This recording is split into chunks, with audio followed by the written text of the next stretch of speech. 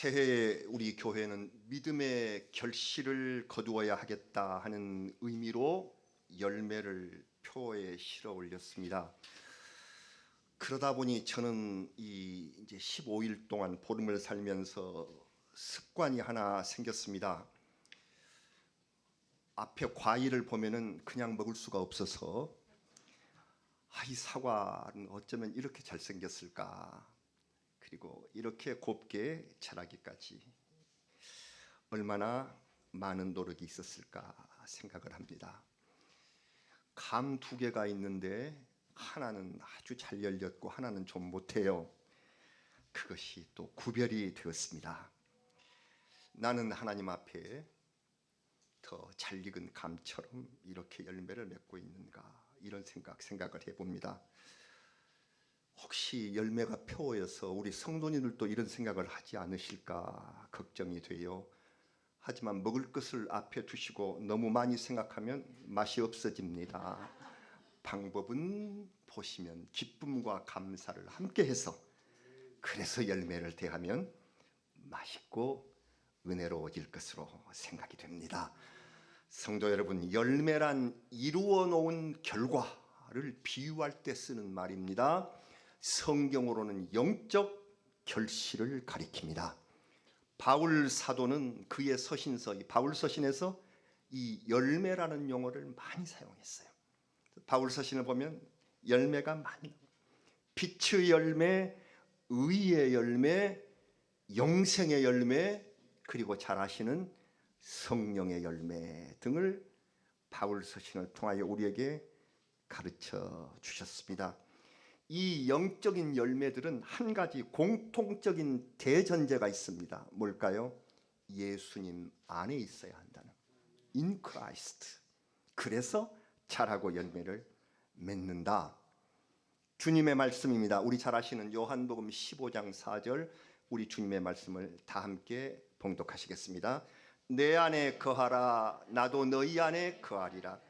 가지가 포도나무에 붙어 있지 아니하면 스스로 열매를 맺을 수 없음 같이 너희도 내 안에 있지 아니하면 그러하리라. 아멘.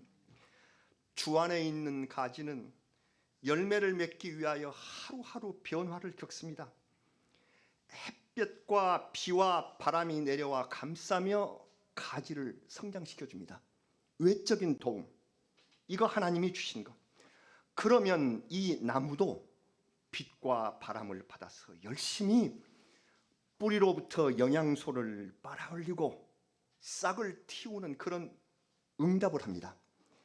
빛의 내림이 하나님의 은혜라면 나무의 노력은 그 은혜에 대한 인간의 보답입니다. 응답입니다. 하나님이 주시는 은혜에 응답, 보답하면 열매를 맺습니다. 우리가 늘 마음으로 묵상하는 시편 가운데 이 말씀이 있습니다. 시편 116편 12절, 늘 마음속에 새기시는 말씀 같이 읽으실까요?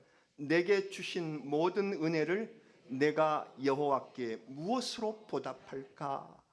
아멘. 은혜가 내리는데 내가 무엇으로 보답할 것인가?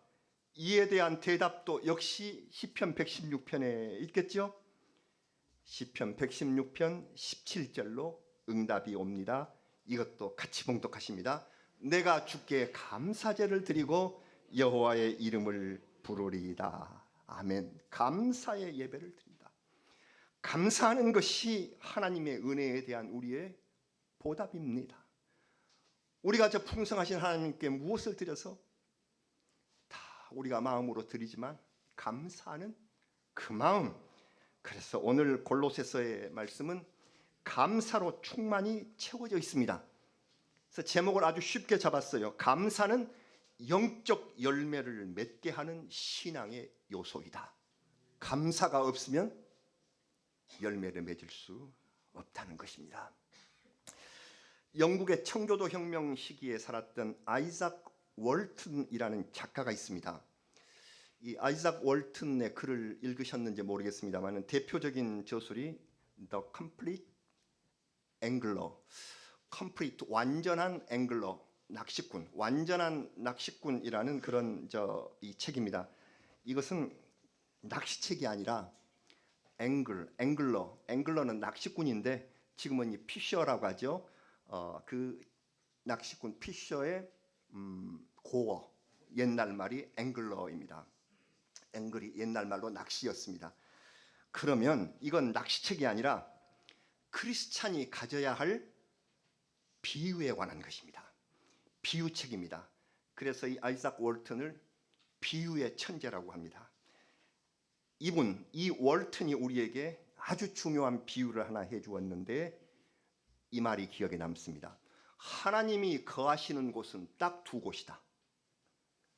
세상에 무소부지하신 하나님이 안 계시는 곳이 거의 없는데 이 비유 작가는 하나님이 거하시는 곳은 딱 두 곳이다. 뭘까요? 하나는 우리가 알죠. 천국이에요. 그래요. 거하신 곳이 천국이다. 그 다음 나머지 한 곳은 무엇인가? 벌써 이렇게 하신 우리 성도님이 계시네요. 감사하는 심령, 감사하는 마음. 천국에 거하시고 감사하는 마음에 거하신다. 무슨 비유입니까? 감사하는 마음이 곧 천국이다. 천국은 감사하는 마음으로 채워져 있다. 이 비유입니다. 완전한 비유입니다. 기왕 영국 사람 말이 나왔으므로 또 유명한 영국 문호 셰익스피어의 말을 하나 들어보겠습니다. 셰익스피어는 말했습니다. 감사할 줄 모르는 자식을 갖는다는 것은 뱀의 이에 물리는 것보다 더 아픈 일이다.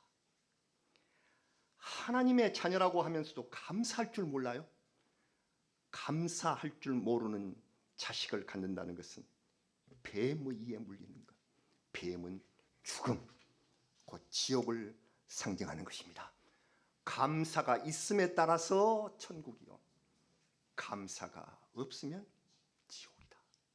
감사가 천국과 지옥을 결정한다. 유명한 비유들입니다. 감사는 하늘의 열매를 맺게 합니다. 이것 없으면 열매가 자라지 못합니다. 감사는 열매를 맺는 영양소예요. 사랑하는 성도 여러분, 빌립보서와 골로새서는 둘 다 바울 사도가 로마 감옥에서 써보낸 이른바 옥중 서신입니다. 두 교회의 거리는 멉니다. 빌립보 교회는 유럽 지역에 있어요. 마케도니아 지역에 있고요. 골로새 교회는 아시아, 소아시아 갈라디아 지방 곁에 있는 지금의 터키 지역에 있습니다. 빌립보 교회는 잠시나마 바울이 직접 세우고 잠시나마 그 교회에서 가르쳤어요. 그랬는데 골로새 교회는 전혀 바울 사도가 가본 적이 없는 교회입니다.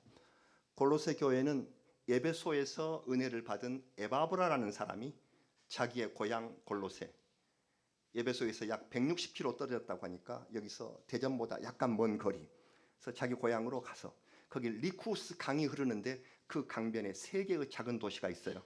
하나는 골로새, 하나는 라오디게아, 하나는 히에라볼리. 그 리쿠스 강변에 세 도시인데 골로새의 교회를 세우자 곁에 있는 라오디게아도 교회가 세워졌어요. 히에라볼리는 산업지역이라 교회를 못 세운 것 같은데 라오디게아 교회는 잘 아신 것처럼 계시록 3장에 차든지 덥든지 해라, 왜 신앙이 미지근하냐 하고서 지적을 받았던 곳이 라오디게아 교회임을 우리가 기억합니다. 여기 이 골로새 교회는 그렇게 세워진 교회예요. 그런데 유럽에 있는 빌립보 교회와 아시아에 있는 골로새 교회가 성경에 나란히 쓰여져 있고 두 교회는 공통점이 있습니다. 우선 규모가 작은 교회입니다. 유럽의 마게도니아, 아카이아 지역의 가장 큰 교회는 고린도 교회, 그리고 이쪽 아시아에서 가장 큰 교회는 에베소 교회. 이건 큰 교회였는데 빌립보나 골로새는 작은 교회예요. 그렇지만 교우들이 착해요. 복음 따르기를 기뻐했다 하는 특징이 있는 교회들입니다. 우리 교회가 비록 작으나 주님 보시기에 교우들이 착하고 복음 따르기를 좋아하는 교회로 새겨지기를 주의 이름으로 축원합니다. 이러한 교회에 열매가 열립니다. 고린도 교회, 에베소 교회는 열매 말씀을 잘하지 않으셨어요. 그러는데 이 교회, 골로새, 빌립보 이 교회에 열매가 열린다. 그래서 빌립보서 1장 11절은 올해 우리 교회의 표어로, 그리고 골로새 교회에도 열매를 맺기를 기도하는 내용이 골로새서의 서두를 장식합니다. 골로새서 1장 6절 말씀을 같이 봉독하고 이 말씀으로 들어가겠습니다. 이 복음이 이미 너희에게 이름에 너희가 듣고 참으로 하나님의 은혜를 깨달은 날부터 너희 중에서와 같이 또한 온 천하에서도 열매를 맺어 자라는도다. 아멘. 두 교회의 특징은, 빌립보 골로새의 특징은 열매를 맺어서 영적 결실이 충만하기 위해서 한 가지로 노력하는 은혜로운 교회였습니다. 오늘 골로새서 본문을 길게 잡았는데 열매를 맺기 위해 감사를 강조합니다. 우리 같이 읽으신 이 짧은 본문에 감사가 3번 반복되었고 이 감사가 명령형으로 되어 있습니다. 감사하라, 감사하라. 아니, 감사는 자발적으로 하는 것이지 왜 명령하시는 것일까 하는 의문이 들 수도 있는 말씀입니다. 이때 저는 이런 옛적 경험이 떠올랐어요. 과거에 이런 경험이 있습니다. 저는 국문학 교수라는 직책으로 학생들의 글쓰기 심사를 많이 하면서 살았는데 시상식에 참여해서 이제 심사평도 하고 격려를 하지요. 상 받은 학생들은 이제 자기 실력이 뭐 이렇게 인정되었으니까 얼마나 기쁘겠습니까? 수상에 만족하고 가버리죠. 그런데 어떤 여고생이 상을 받은 후에 일부러 나를 찾아와서 감사의 말을 하고 내 핸드폰 번호도 받고 이후에 자기 글을 보내줘요. 교수님, 또 제가 이런 글을 썼는데 어떻게 다 읽어야죠 이제. 그리고 심지어 수능 시험 볼 때 저 서울여상에서 시험 봐요. 시험 잘 봤으면 좋겠어요. 마음으로 어찌나 귀엽고, 그래서 더 응원해주고 마음으로 성원하고 기도해 주었습니다. 대학생이 된 뒤 연락이 끊어졌지만은 제가 너 왜 그렇게 내게 많은 연락을 하고 감사하는 거야? 그랬더니 부모님의 영향입니다. 부모님께서 네 글을 좋게 봐주신 선생님께 감사하는 것이 도리에 맞아. 네가 글을 아무리 잘 쓴다고 해도 제가 잘한 게 아니야. 선생님이 좋게 봐주셨어.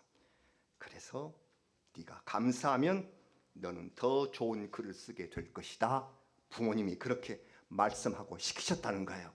이게 뭡니까? 감사의 명령입니다. 사랑하는 자녀들에게 감사의 명령을 하십시오. 감사하는 사람으로 자라거라. 감사할 줄 알아야 한다.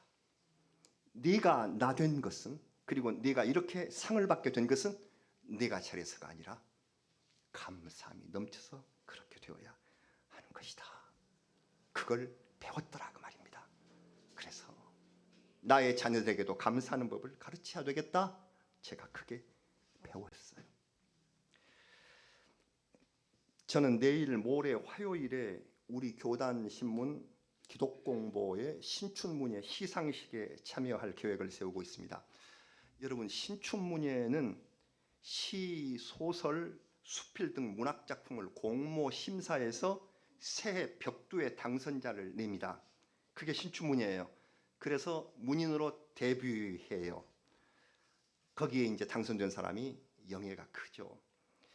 저는 지난해 말에 또 소설 심사를 맡아서 당선작을 선정을 했습니다. 누가 썼는지는 몰라요. 그건 신문사에서 철저히 비밀이니까 작품만 뽑았지 당선자가 누구인지 몰랐다가 어제 알았어요. 나이가 많은 분이더라고요. 심지어 저보다 한 살이 더 많아요. 그분이 이제 신인으로 등장을 하는 것입니다. 이제 내일 모레 만나겠습니다만은 그분도 지금까지 세상 모든 일 다 이제 끝났다고 생각하는 때에 그렇게 신인 작가로 등장하려는 그런 마음을 가졌다. 하나님께서 지혜와 능력 주심에 감사하면서 아마 기독문학의 열매를 맺는 작가가 되기를 저도 기도할 것입니다. 제가 이 말을 드리면서 우리 빈누리교회 성도 여러분께서도 시, 소설, 수필 등을 쓰실 역량이 있으신 분이 많아요. 제가 보니까 정말 많아요.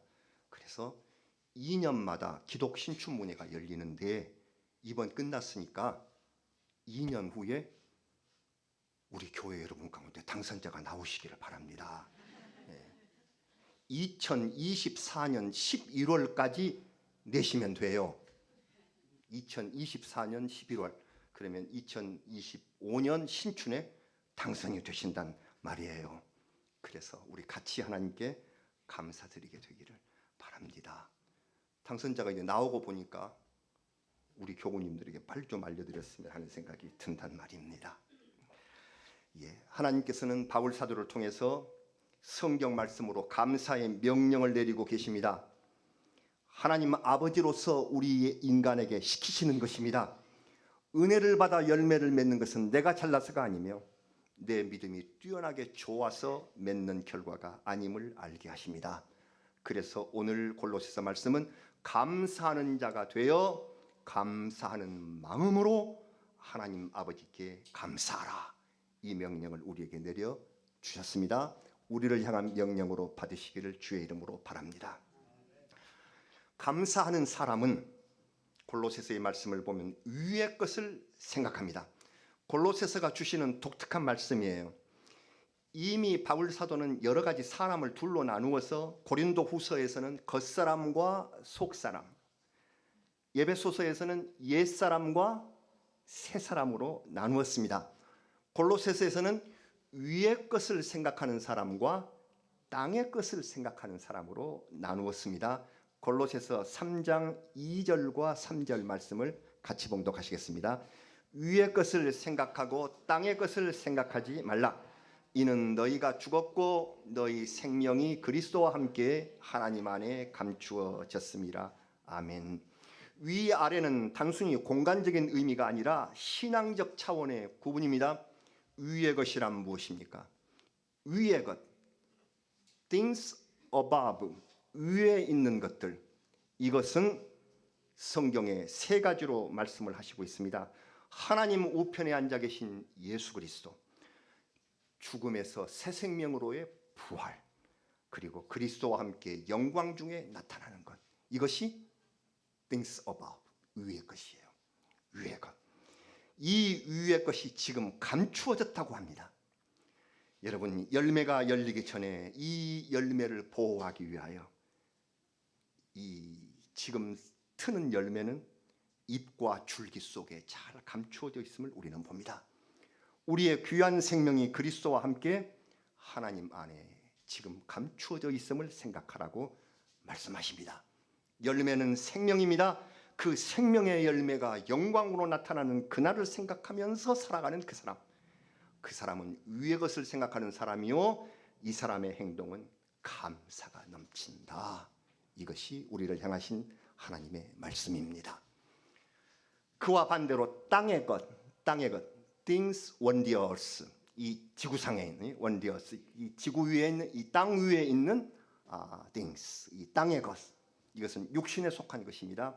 이 땅의 것은 음란, 부정, 사욕, 악한 정욕, 탐심이라고 했습니다. 이 탐심은 우상숭배니라. 성경에 이렇게 되어 있어요. 탐심은 우상숭배다. 무슨 뜻일까? 탐심은 하나님 대신 물질이나 자신의 이익에 집착하는 것을 말하므로 결국 집착하다 보면 하나님을 떠날 수밖에 없으며 욕망의 노예가 되어서 그 욕망을 섬길 수밖에 없는, 그래서 우상숭배로 빠질 수밖에 없다. 탐심은 하나님이 가장 싫어하시는 우상숭배인 것이다. 이렇게 말씀을 하시고 있습니다. 여러분, 위의 것을 생각하며 바라고 찾으면 새 사람을 입습니다.